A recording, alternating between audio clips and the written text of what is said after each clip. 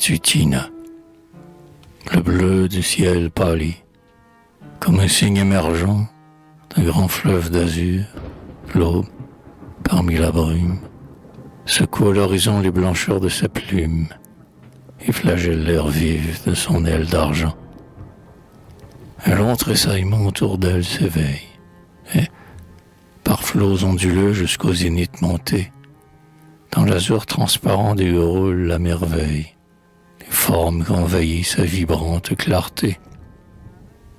La grande mer des bruits dans l'atmosphère élève le retentissement de son flux solennel, et bas, sans l'ébranler, comme un roc éternel, le lourd sommeil des morts endormis dans leurs rêves.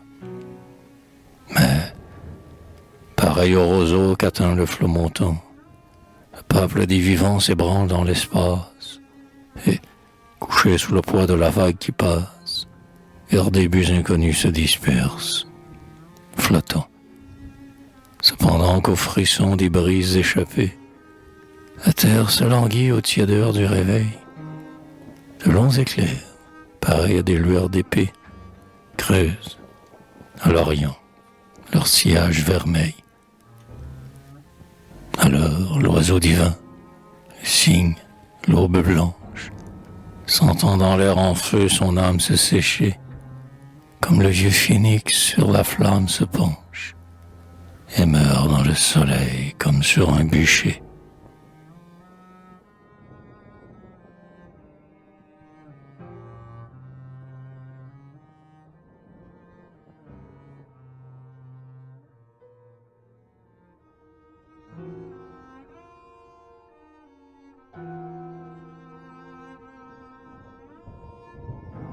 De l'horizon perdu dans les frissons de l'air, comme un fleuve lacté, la lumière s'épanche.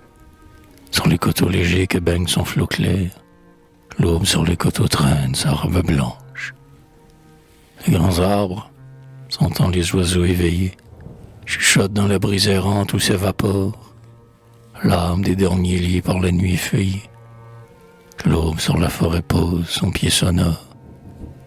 Sur l'herbe de rue où court l'insecte familier, une gaze de longs fils d'argent s'est posée, et la bruyère aiguë est pleine de rosée. L'aube sur les gazons égrène son collier. Dans le ruisseau que l'aube effleure de ses voiles, se réfléchit déjà le doux spectre des fleurs, et, sous l'onde où tremblait l'œil furtif des étoiles, s'ouvre l'œil élangui des pervenches en pleurs.